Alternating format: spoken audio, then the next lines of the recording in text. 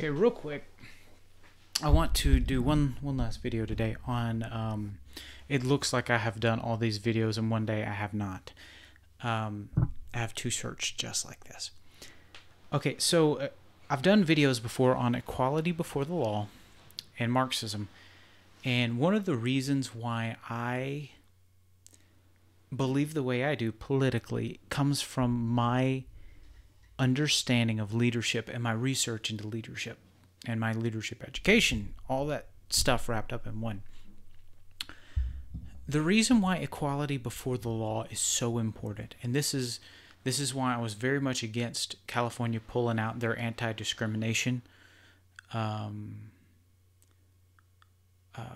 amendments in their constitution. So what they want to do now is create different laws for different people, have all sorts of different rules based on your intersection, right? The reason this is a bad idea is because anytime you're trying to run any type of organization, any type of community, you need to people need to know the rules. They need to know what is up, what is down, what is left, what is right. They need to be able to interact with each other in a way that is conducive for trust. So when everyone has different laws and those laws are always changing, and somebody thinks, well, this law is unfair, and somebody else thinks, well, this law is unfair for me, why don't you have to do it? Well, why don't you have this law?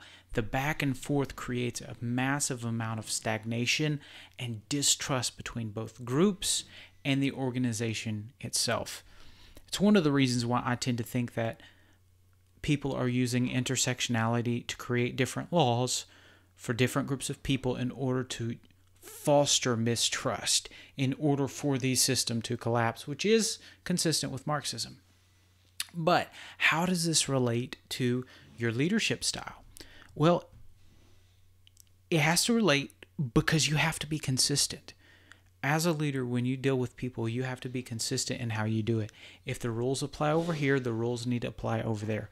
You need to have a consistent way of making things happen, something that people can know, they can understand, they can come to trust, even if they don't like it, even if they don't like every aspect of it. If they know that the system is reliable, what you're doing is consistent and you're fair, then that builds trust and that builds community, and people can rally around that. So a lot of when you're looking at why I personally distrust things like intersectionality and why I believe so hard in equality before the law, where the law applies to everyone, this is why.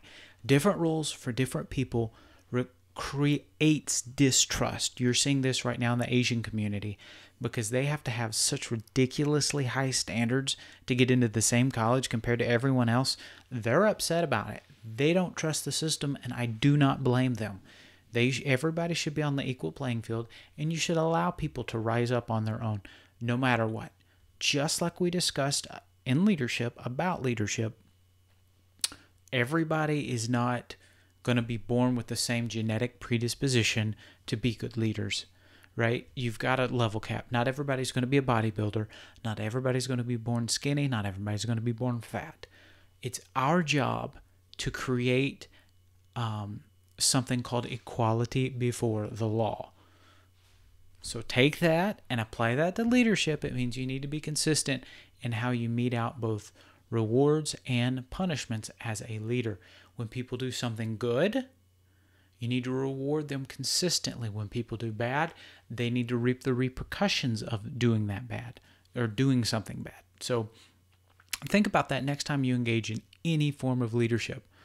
Know that you need to be consistent, and you need to understand that you need to treat people well but equal. Even if you're a bit of a jerk.